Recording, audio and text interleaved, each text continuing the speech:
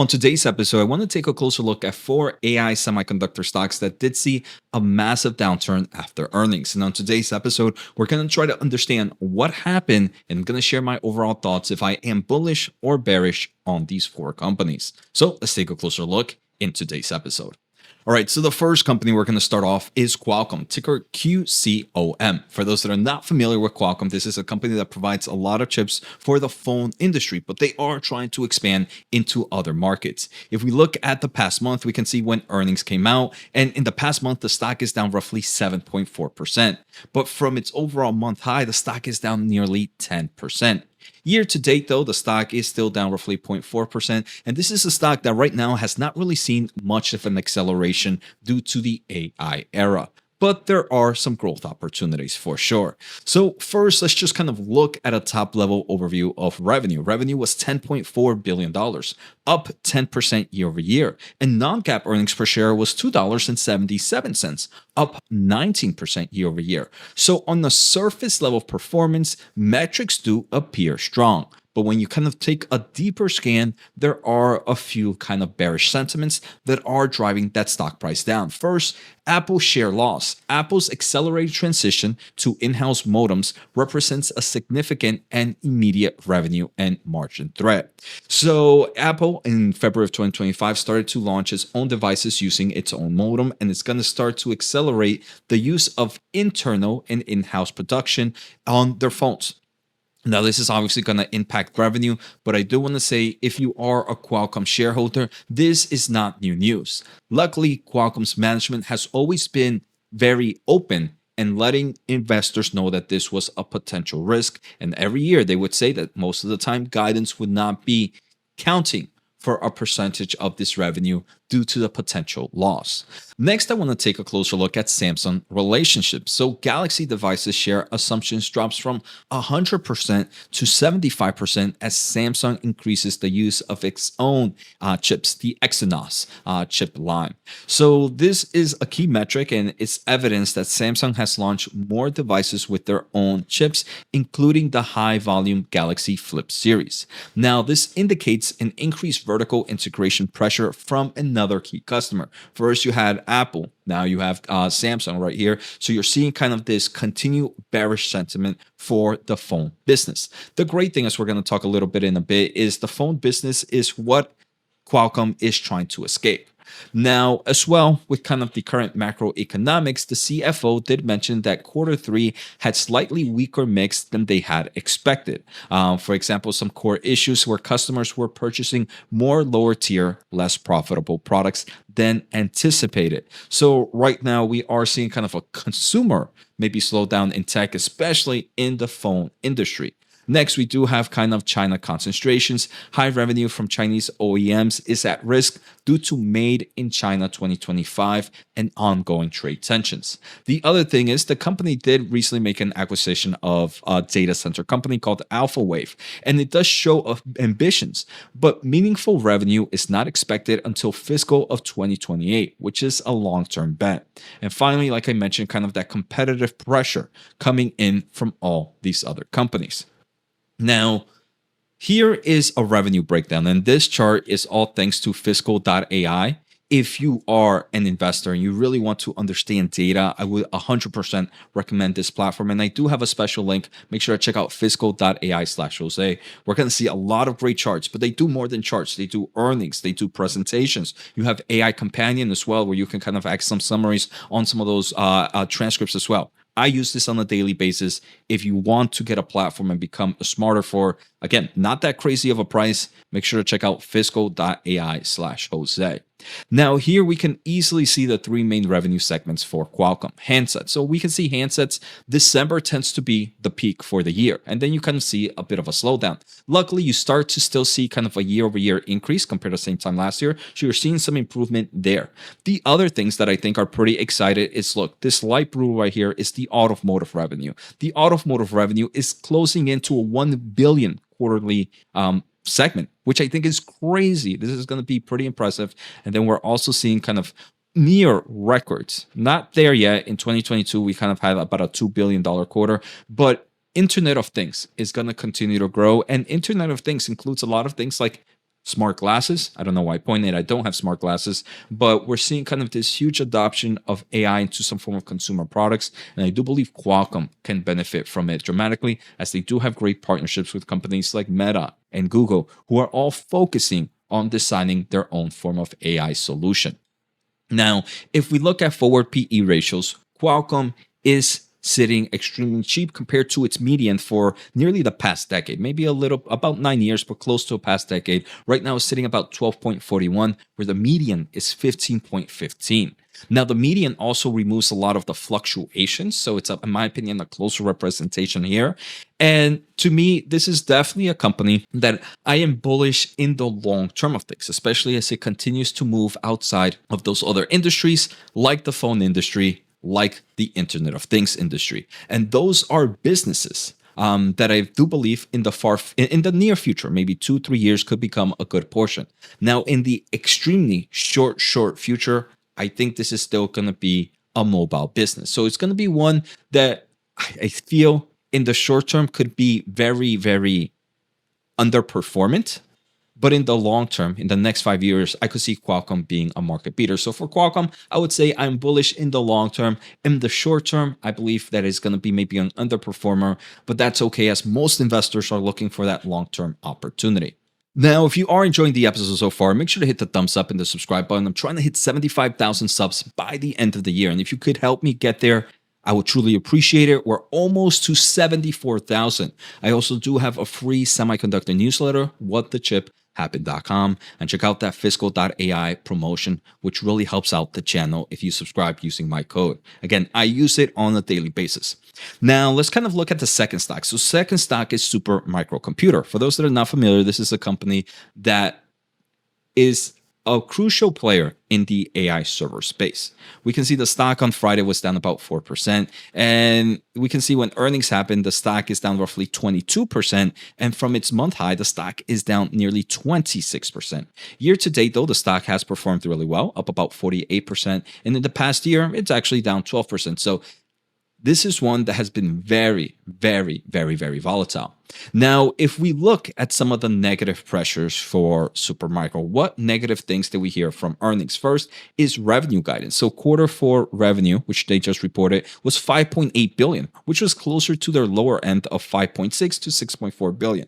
So that created some weakness. The company CEO explained that there was capital constraints and specification changes from a major new customer as a reason for the miss. Then there was weak guidance. Quarter one was around 6 to 7 billion. And if it goes to the lower end, it would suggest very small sequential growth. The execution risk, full-year guidance for the upcoming fiscal year for them is at least $33 billion. But if you're only guiding about $6 billion in the first few quarters, then that means a lot of the revenue is expected to be in the back end of this year. What if that creates uncertainty, right? You want to see maybe more, if luckily see some of it coming a good portion in the first half, so then you have less risk in the second half. But those are some of the things right there. The other thing, inventory and tariffs headwinds. The company did mention that the impact of tariffs remain a dynamic and they're actively monitoring it. Then ongoing inventories, management expects stabilization in inventory reserve problems, but provided limited details. If we look at margin compression, this is probably one of the biggest case. Quarter over quarter decline. Roughly 9.6 in non-GAAP gross margins right now, down from 9.7 a quarter ago. The CEO does believe that there is this long-term belief of 15 to 16% gross margins, but they do not know how long it will take. So that uncertainty is creating even more pressure on the stock. Now, the final thing I want to say is customer concentration. 4 customers represent over 10% of revenue. One customer accounts for 21%. So obviously you have that vulnerability. Then you also have, if any of these players decide to delay any form of AI servers, it could create a lot of volatility. So having 4 customers doing more than 10%, one customer actually being over 21%, creates a lot of volatility for the stock in forms of revenue recognition. Now the stock in form of median forward PE ratio is right now sitting at 17.21, where the median is around 11.8. So it is a little bit overvalued compared to its normal. I think for those reasons, not a stock I want to enter into. Now, this is another reason. We can see that the silver market has become extremely competitive and pricings are not the best at gross profit margins continue to decrease. 9.5 this most recent quarter. We're just in, we can see June of 2023, it was closer to 17. June of 2024 was about 10.2. So you continue to see that negative slope with no real signs of slowing down. So for those reasons, for those two reasons, maybe a little bit overvalued, maybe a little bit scary in gross margins. It's not a stock I'm willing to risk my money. Now, obviously, there is a lot of growth opportunity here with AI servers, and we see all these huge investments in AI compute. SuperMicro can definitely be a benefactor from it, but based on the risk, it doesn't go with my risk to reward favors. Now, the next stock we're going to take a closer look at is ARM Holdings. ARM Holdings on Friday was up about 2%, but we can see when earnings reported, the stock dropped about 13%. And from its month high to its month low, the stock is down about 15.2% at current levels. So definitely seen a bit of a pullback sitting at $138.50. Now, there are a lot of bearish factors that came out from quarter one earnings. First, we did see operating margins compression. Non-GAAP operating margins fell by 8.6 percentage points, a significant red flag. The company mentions that they are aggressively investing in spending, and that's where most of those kind of operating expenses happened. Execution risk. The company is also trying to enter into things like the ASIC and full end solutions. And if they do this, it could create maybe a new market opportunity, but it comes with execution risk. The smartphone, like we saw from Qualcomm, the smartphone market is weak. CFO revealed that weakness in the historically important smartphone sectors, and this is concerning given that the sector's historical importance to ARM's business. And they were in the lower end of that range, and maybe the growth rate wasn't quite as strong in the smartphone sector as they might have expected. Licensing revenue and others declined about 1% year over year, creating uncertainties for future quarter. Management also expressed reduced visibilities into macro impacts on end demand. Now, I think the most scariest thing for this company is for quarter two, management guidance that both royalties and licensing expected to be flat sequentially. This guidance implies limited momentum in the near term, despite the strong overarching AI narrative that has kind of gone out for ARM stock, right? That's been one of the biggest bullish things. This is that next AI stock, that next AI company. Now, those are probably some of my biggest fears, especially since if we look at forward PE ratios and even forward price to sales ratio, this tends to maybe not trade. It's actually trading within its median, but that median is way above markets, right? I mean, a forward PE ratio of 76.81 for a company that's not growing that well, and price to sales ratio for a company, again, that's not growing so quickly, seem a little expensive in my taste. I mean, we can see here, total revenue growth only is growing 12% this most recent quarter. Maybe one quarter had about 33%, but historically seems to be having around high teenage growth rates, or even some even single digits in just the past 4 quarters or so. So based on it being priced so perfectly, yet growth rates, yet margins, yet uncertainty in the market, it's not one that I would favor. Yes, I do understand that ARMs can benefit dramatically from their ARM chips being used in data centers, like companies like NVDA and other players. The smartphone business continues to grow thanks to the ARM business. Licensing revenue is getting bigger as they do provide more chip solutions now. Them entering the ASIC market is also good. The automotive market becoming smarter and smarter, and so many other opportunities thanks to the AI era that could grow growth here. But to me, a lot of that has been priced in and the company hasn't shown results. So for those reasons, the risk to reward ratio is not on my favor. So again, both SuperMicro and ARM definitely can go higher. And I'm not here to say that this is the top for them. What I'm saying is, for me, I don't like the risk associated with the growth opportunities with what management is giving me. Now, the final company I'm going to take a closer look at is ASML Holding. ASML reported one of the first to report earnings, but we can see from its month high, the stock is down roughly 12%, and we can see around the time frame when earnings came out. Now, there are a few things impacting the company. First is the 2026 outlook uncertainty. Management shifted from clear growth expectations to significant uncertainties for 2026, citing tariff discussions as being at the beginning. So, how do you change in a quarter from yes, we're going to grow in 2026 to maybe we're going to grow in 2026? That created a lot of negative sentiments. The other thing is high noise levels on tariffs and other geopolitical headwinds. Now, we do have kind of a EU-US tariff agreement right now, and it could kind of end a lot of this noise. Hopefully, the upcoming quarter, they provide a better picture. We're also seeing customer investment hesitations. Now, for those that are not familiar, ASML makes machines that are used in semiconductor manufacturing. So there's only a selected amount of customers that actually purchase their products. And some of those customers are increasingly cautious about capital allocations. Luckily, you have TSMC that's continuing to invest, but you also have companies like Intel that said, look, we're maybe slowing down. We're actually slowing down in a lot of our investments. So there's a little bit of mix within their customers. They also did have lower EUV unit volumes. Guidance for about 40 EUV tools in 2025 is down from the initial expectations of 50 that they were going to sell this year, and raising concerns about underlying demand, even though the ones that they are selling have a higher average selling price.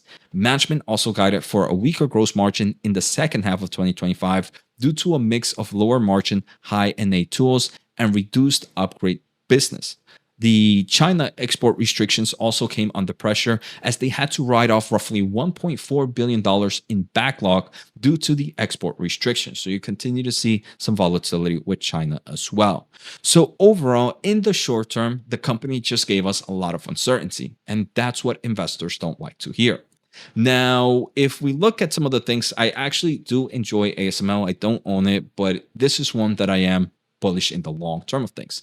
So we actually have two bullish, Qualcomm and ASML, and maybe two not bearish but not excited, SuperMicro and ARM, just because they tend to be a little bit more risky. Here for ASML, the service revenue, which is their management, is now about 27% of total revenue. Historically, it's been over 20%. This is a business that is able to get a nice amount of cash flow even while the market is weak. Now, unfortunately, in forms of net bookings are still pretty low. But maybe the lows are starting to become a little bit lower and things are improving. I do believe we're going to start to see maybe some net bookings increase over time, and we're going to see some growth rate there.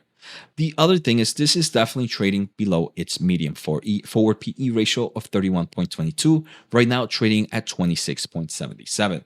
This company is actually buying massive amounts of stocks at the moment.